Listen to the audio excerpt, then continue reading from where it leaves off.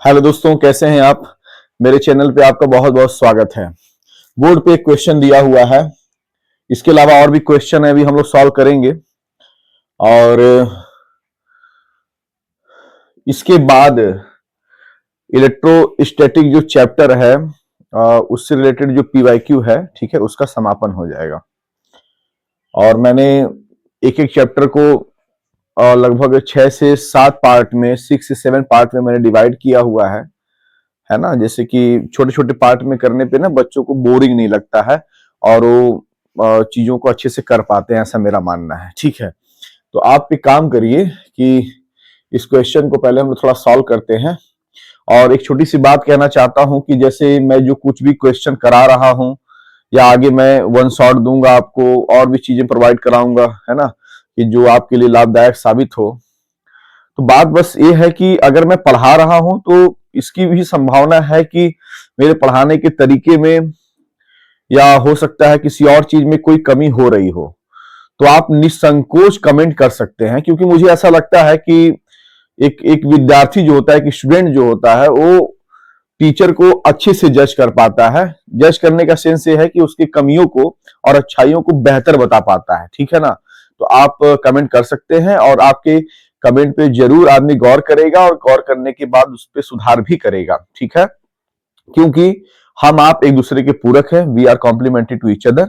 और है ना। तो यहां पर देखिए एक क्वेश्चन है, इसको सॉल्व करते हैं।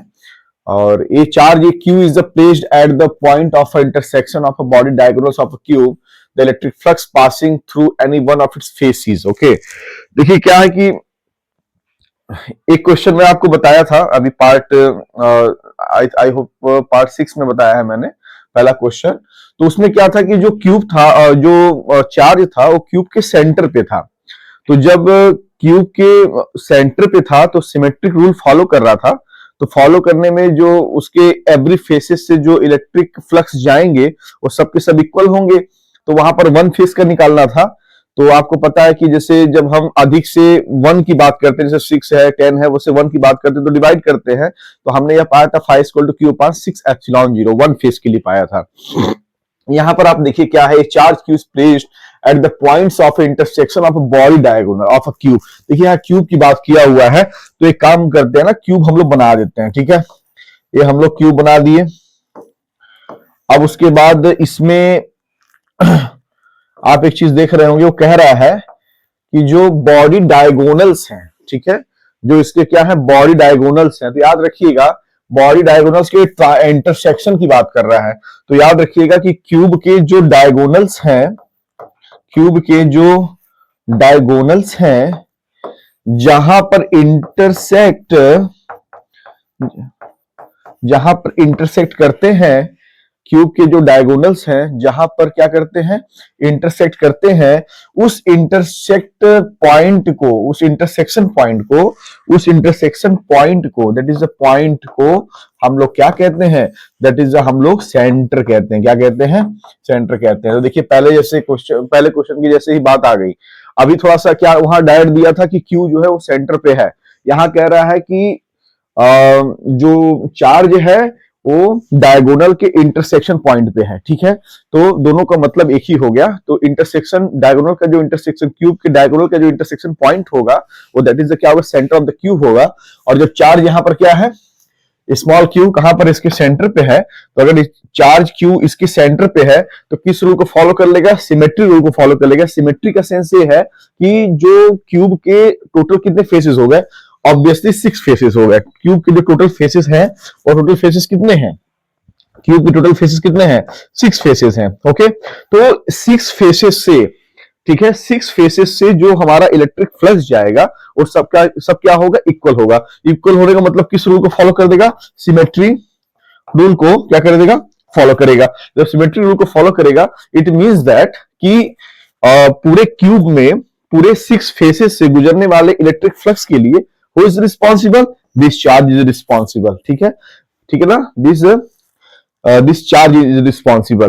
तो इट मींस दैट जो टोटल फ्लक्स होगा कितना हो जाएगा, ऑब्वियसली फेज 1 फेज 2 फेज 3 के लिए देखेंगे तो हमारा कितना आ जाएगा, जब सबके सब फेज से गुजरने वाला फ्लक्स इक्वल है तो मान लेते हैं कि किसी एक फेज से गुजरने वाला जो फ्लक्स है वो हमारा कितना है 5 है, तो टोटल मतलब 6 फेज से गुजरने वाला जो फ्लक्स हो जाएगा हमारा कितना होगा 6 5 होगा, और इज इक्वल टू क्या हो जाएगा, आपको गॉस थ्योरम पता है Q अपॉन एप्सिलॉन जीरो। अब यहाँ पर देखिए ए वन फेज की बात कर रहा है, ठीक है, तो वन फेज के लिए क्या हो जाएगा, that is a 5 equal to Q upon 6 epsilon zero, ठीक है, ये वन फेज से गुजरने वाला फ्लक्स हो जाएगा, ठीक है ना, this is the one phase से गुजरने वाला फ्लक्स हो जाएगा Q अपॉन 6 एप्सिलॉन जीरो।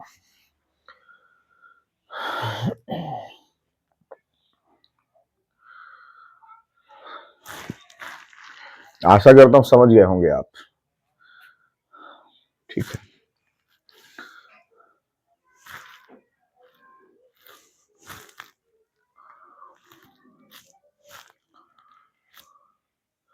एक सेकेंड क्वेश्चन है, थोड़ा देखिएगा इसमें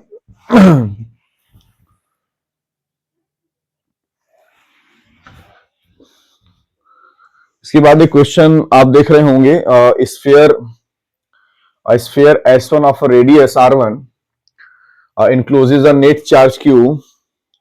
If there is another concentric sphere of radius R2 enclosing a charge 2Q, find the ratio of the electric flux through S1 and S2.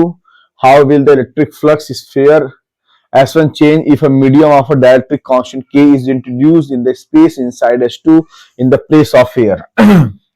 ध्यान दीजिएगा यहाँ पर ना, पहला एक क्वेश्चन पहला पूछ क्या रहा है, देखिए फाइंड द रेशियो पूछ रहा है, क्या पूछ रहा है आपसे, क्या पूछ लिया आपसे, जो पूछ लिया वो क्या पूछ लिया, that is a find the, क्या पूछ लिया, रेशियो पूछ लिया।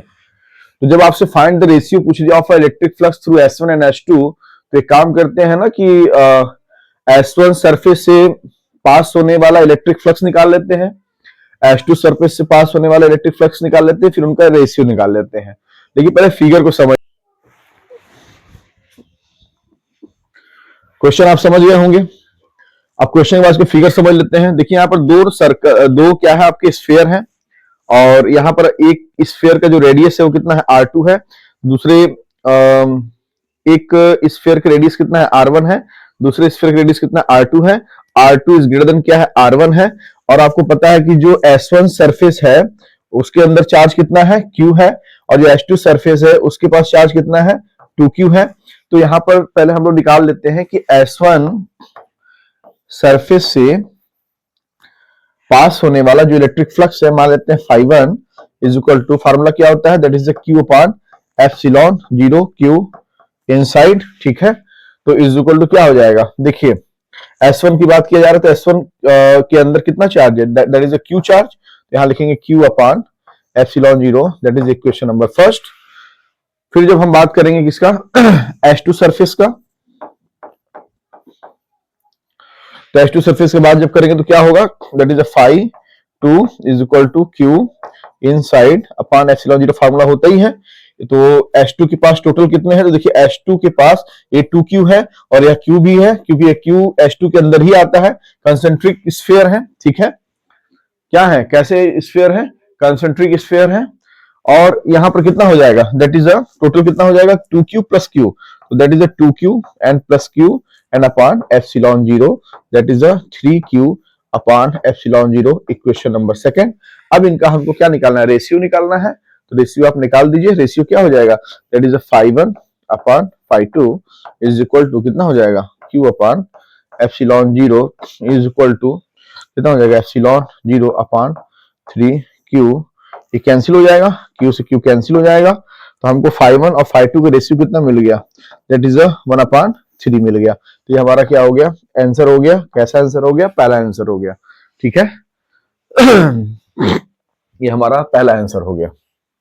उसके बाद कह रहा है how will the electric flux sphere S1 change if a medium of a dielectric constant K is introduced in the space inside S2 in the place of air, ठीक है ना, in the place of air. उसका एक नाम है कि how will the electric flux sphere S1 change if a medium of a dielectric constant is introduced in the space inside H2 in the place of air. ना air के place पे अगर dielectric constant कोई medium रख दिया जाए जिसका dielectric constant के है, तो पूछ रहा है कि फ्लक्स पे, ठीक है ना, फ्लक्स पे फ्लक्स कैसा चेंज होगा, तो आप बता दीजिएगा कि देयर इज नो चेंज, ठीक है ना, देयर इज नो चेंज, ठीक है, there is no change in the flux. क्या बताएंगे? There is no change in the flux.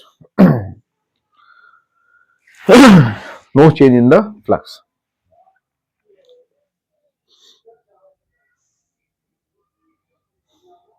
ठीक है, नेक्स्ट क्वेश्चन।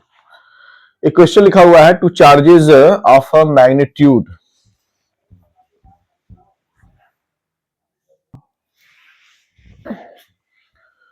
इसके बाद ये जो क्वेश्चन है two charges of magnitude -2q1 + q are located at the points a0 4a0 respectively. जब इस टाइप का कुछ है ना, एक कोऑर्डिनेट्स टाइप का कुछ है, तो आप एक काम किया करिए ना, पहले अपना एक बना लिया करिए, एक फिगर बना लिया करिए। चलिए बनाइए, ठीक, दिस ओके एंड दिस, आपने x5 प्लेन बना लिया, ठीक है। अब वो कह रहा है points a0 and 4a0 respectively ना, -2q और +q को, ठीक है, a0 पे रखा गया, 4a0 पे रखा गया, तो ऑब्वियसली इसको क्या बोलते हैं? ओरिजिन, दैट इज 0 0, ठीक है। a0 कह रहा है, मान लेते हैं यहां से यहां तक का डिस्टेंस कितना a है, तो मान लेते हैं वाला पॉइंट कितना है a0, कहां पर है? यहां पर है, ठीक है। उसके बाद क्या है? a0 यहां पर है, तो a से यहां मान लेते हैं a 2a हो गया, और 2 से यहां कितना हो गया? आपका 3a हो गया, ठीक है। ये कितना हो गया? 3a0 हो गया, चलिए भी ठीक है। और वो कह रहा है कि एक और पॉइंट है, और दैट इज +q, वो कहां पर है? 4a0 पे है, तो यहां से यहां तक कितना मान लिया हमने? a 4a0 हो गया, ठीक है। ये वाला पॉइंट a0 3a0 4a0, इसका नामकरण करना है तो कर दीजिए, वरना रहने दीजिए, कोई दिक्कत नहीं है, ठीक है। और ये आपका हो गया एक्स एक्सिस हो गया, ये आपको क्या हो गया? वाई एक्सिस हो गया, ठीक है। अब वो क्या कह रहा है? Electric flux due to this charges through a sphere of radius 3a with its centre at the origin, okay. क्या कह रहा है? Through a sphere of radius 3a with its centre of the origin. तो एक बार बताइए मुझे एक बात बताइए कि ये जो 3a है, ये 3a कहां पर है? यहां पर है।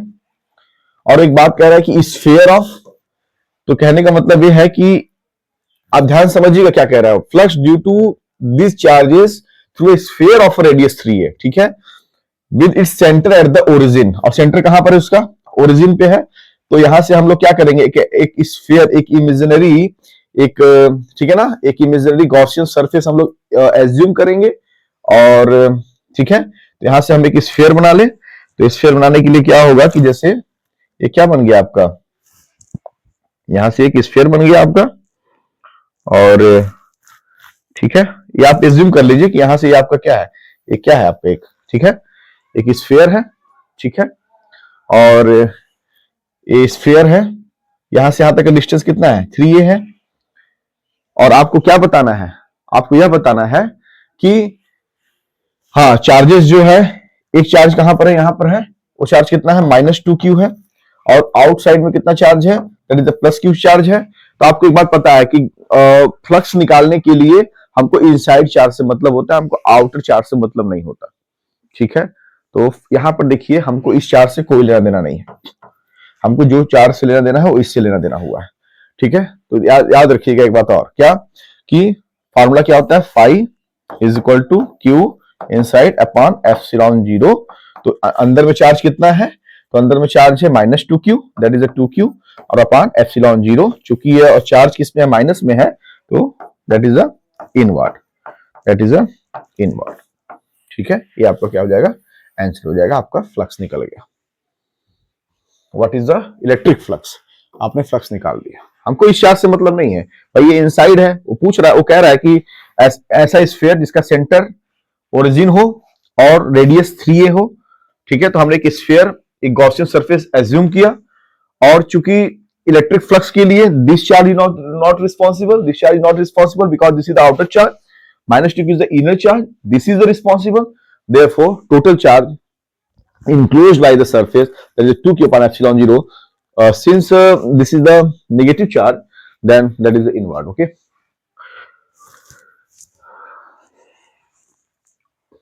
after that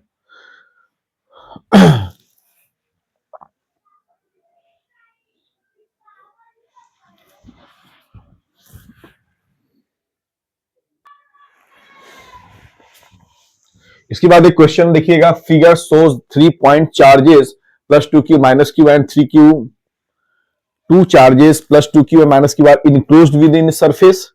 What is the electric flux due to this configuration through the surface S? बहुत सिंपल है, आपको निकालना क्या है, फिर यहां देखिए इलेक्ट्रिक फ्लक्स निकालना है, that is a phi to be calculated and you know that what is phi electric flux, what is this according to the Gauss theorem, q inside upon epsilon 0. यहां पर आप देखिए कितने चार्ज है, 1 2 3 and surface के बाहर कौन सा चार्ज है, प्लस 3q.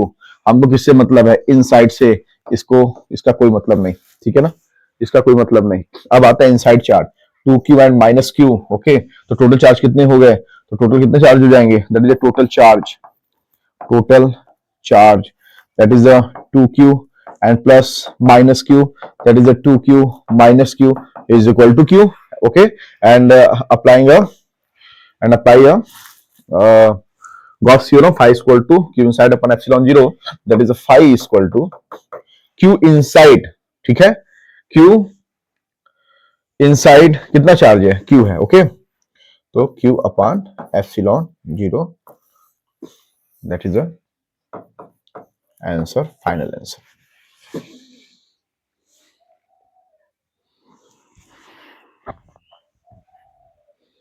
फाइनल आंसर आपको समझ में आ गया होगा.